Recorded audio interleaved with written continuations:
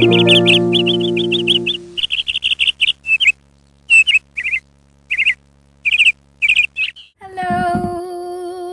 good morning. It's Monday.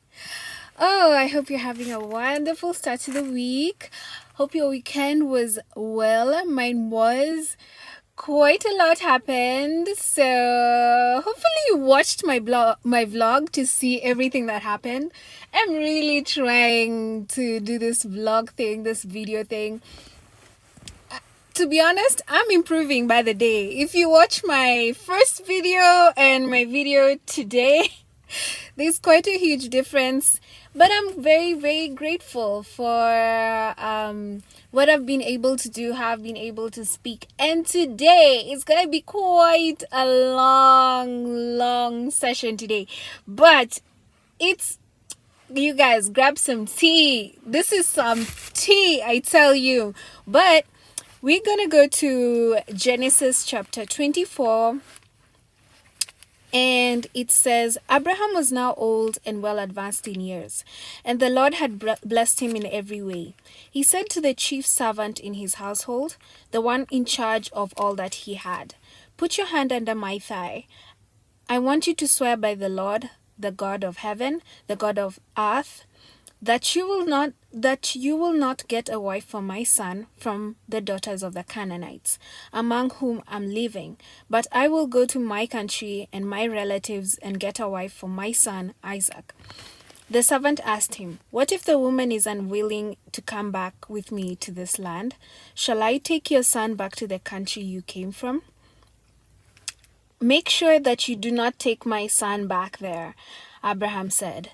"The Lord, the God of heaven, who brought me out of my father's household and my native land, and who spoke to me and promised me on oath, saying, 'To your offspring, I will give you this land.'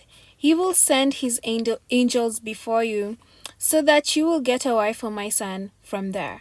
If the woman is unwilling to come back with you, then you will be released from this oath of mine. Only do not take my son back there." So the servant put his hand under the thigh of his master Abraham and swore an oath to him concerning this matter. Then the servant took 10 of his master's camels and left, taking with him all kinds of good things from his master. He set out for Aram Naharaim, and made his way to the town of Nahor. He had camels kneel down near the well outside the town. It was toward evening, the time the women go out to draw water. Then he prayed, "O Lord, God of my master Abraham, give me success today and show kindness to my master Abraham. See that I am standing beside these springs, and the daughters of the townspeople are coming out to draw water. May it be that I say to a girl, 'Please let down your jar that I may have a drink,' and she says, 'Drink, and I'll water your camels too.' Let her be the one you have chosen for your servant Isaac. By this I know that you have shown kindness to my master." Before he had finished praying, Rebekah came out with a jar on her shoulder. She was the daughter of Bethuel, son of Milcah, who was the wife of Abraham's brother Nahor. The girl was very beautiful, a virgin, no man had lain with her. She went down to the spring, filled her jar, and came up again. The servant hurried to meet her and said, "Please give me a little water from your jar." "Drink, my lord," she says, and carefully lowered the jar to her hands, giving him a drink. After she had given him a drink, she said, "I'll draw water for your camels too, until they have finished drinking." So she quickly emptied her jar into the trough, ran back to the well and drew more water, and drew enough for all the camels. Without saying a word, the man watched her closely to learn whether or not the Lord had made his journey successful. Oh, that is the word. That is the word today. Okay, so we see this. All along the story is about Abraham. Abraham had but we always hear that Abraham had amassed a lot of wealth.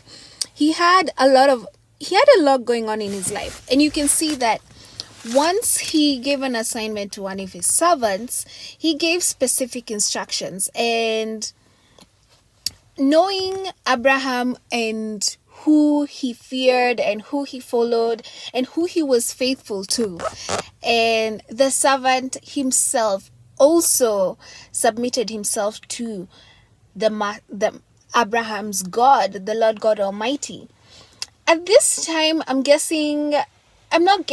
saw that as Isaac was about 37 years old and Sarah had just passed away. And at that time, the townspeople, Abraham at the time was a foreigner in a land. And at that time, he had pleaded with the people to buy some piece of land there, and so that he can bury his wife Sarah. So in that land he was pretty much settled in, but he was set in his mind that he really wanted a wife for Isaac because there was no one to take care of him at the time. And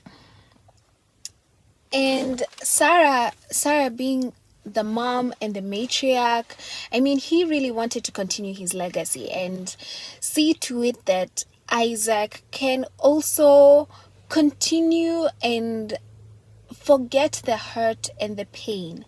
Yeah, at the time, I feel like in context at the time, it was okay for your parents to choose a spouse for you. And be it the servant was being very obedient. And we can see that even before he could say yikes, the assignment he was set out to do was extremely successful. Why? Because he prayed to the Lord God Almighty. I mean, this is how good God is. He knows your ways. He knows even before you ask. He knows that, hey, you want this, I want to give it to you. I know you're my child and you are also faithful. Even it goes on to verse 26. And the man bowed down and worshipped the Lord, saying, Praise be to the Lord God of my master Abraham, who has not abandoned his kindness and faithfulness to my master. As for me, the Lord has led me on the journey to the house of my master's relatives. I mean, he was so dependent on God. He knew where to go. He knew where he knew where the women went, and he knew exactly the kind of women, the kind of lady Abraham instructed him to get. And Rebecca was the best fit for Isaac. And it goes on to Proverbs chapter 3 verse 5. Trust in the Lord with all your heart and lean not on your own understanding. In all your ways acknowledge him, and he will make your path straight. And with that, can you believe how good our God is? He is faithful to the end. He wants you to live a life of goodness, mercy, love, faithfulness, loyalty, wealth. I mean, he wants it all for you. And with that, I love you so much, my beautiful, handsome people. Let's get it. Monday is here. Another gift, another day to feel the fullness of the glory of our God, who is so good daily, always, and forever. And with that, I love you. Remember to subscribe, like, comment, anything you want. Hey, I want to hear your voice. I want to see what you want to say. And with that, goodbye. Have a nice week. Bye.